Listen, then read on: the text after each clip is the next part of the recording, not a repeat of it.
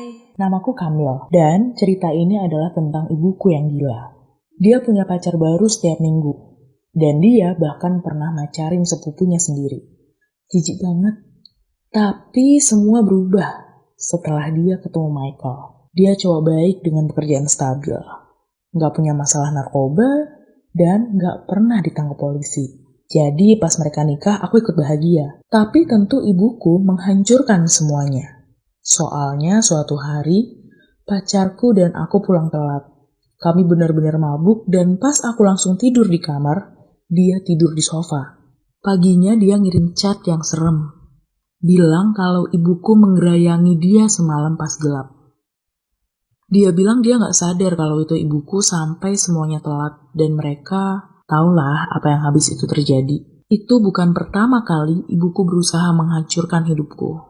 Dulu, pas aku 14 tahun, aku minta dia berhenti pakai rok pendek, soalnya itu malu-maluin. Tapi besoknya dia datang ke sekolahku pakai rok terpendek yang pernah aku lihat dan teriak, "Putriku Kamil pikir aku bikin malu. Dia gak mau ibunya berpakaian kayak Setelah itu, aku jadi bahan olok-olok selama bertahun-tahun. Tapi kali ini dia tidur sama pacarku dan udah bersikap berlebihan. Aku tahu, aku harus balas dendam. Jadi, besok paginya aku deketin Michael dan bilang, "Ayah tiriku, mau gak kamu bikinin aku sarapan?" Aku bahkan menggoda pakaian lirikanku, tapi dia gak peduli. Akhirnya aku kasih lihat chat dari pacarku dan bilang kalau istrinya tidur sama pacarku. Dan buat pertama kalinya aku lihat dia marah banget. Wajar sih, dia udah memperlakukan ibuku dengan penuh rasa hormat. Tapi balasannya, ibuku malah selingkuh sama bocah 20 tahun. Aku tahu dia layak dapat seseorang yang lebih baik. Dan orang itu adalah aku. Aku gak boleh cerita detailnya di video ini. Tapi bilang aja kalau selama beberapa bulan kemudian, aku dan Michael punya hubungan yang deket banget. Dan akhirnya aku hamil. Awalnya aku gak yakin buat mempertahankan bayi itu. Tapi terus aku sadar kalau punya anak sama suami ibuku adalah balas dendam yang sempurna. Dan Michael adalah tangkapan bagus. Jadi aku gak bisa kalah. Tapi pas aku cerita ke ibuku kalau aku hamil, dia malah ketawa dan bilang kalau dia dari dulu tahu aku bakal berakhir jadi ibu tunggal. Aku marah banget. Aku hampir kasih tahu kebenarannya ke dia. Tapi aku sadar, itu bukan momen yang pas. Dan buat beberapa bulan berikutnya, Michael ngerawat aku. Walau ibuku gak suka itu. Dia bilang, "Michael, berhenti masak buat dia. Dia harus belajar jadi ibu tunggal. Itu takdirnya." Hal ini berjalan sampai aku melahirkan. Ibuku ada di sampingku, kasih komen sarkas satu demi satu. Misalnya, "Wah, bayi ini bakal jadi anak bermasalah. Sekarang aja udah bikin masalah." Dan di satu titik, aku ngerasa cukup dan gak kuat lagi. Aku teriak, "Michael yang hamilin aku. Suami bodohmu ngehamilin aku. Ini anaknya.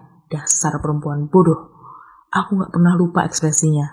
Awalnya dia cuma diem. Dia gak yakin apa aku serius atau bercanda. Tapi pas dia sadar aku serius, dia ngamuk dan butuh 3 dokter buat ngejauhin dia dari aku. Sementara itu aku ketawa kencang banget sampai hampir jatuh dari kasur. Aku tahu, akhirnya aku dapat balas dendam yang ku mau, dan setelah melahirkan, Michael masuk dan melihat anak perempuannya.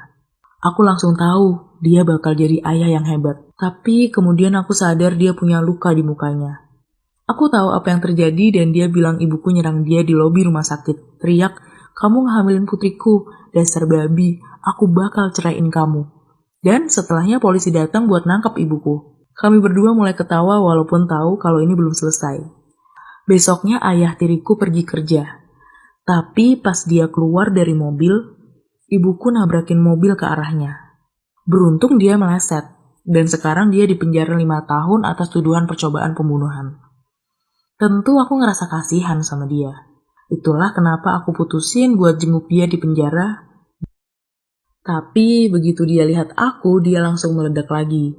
Mukulin jendela dan teriak-teriak kayak psikopat. Serem banget. Tapi aku gak bisa nahan ketawa lagi. Tolong paham, kalau dia selalu jadi ibu yang buruk. Pas aku 9 tahun dan lagi liburan musim panas, dia ngilang selama 2 minggu. Aku takut dan gak tahu apa dia masih hidup. Jadi aku sembunyi di lemari seharian.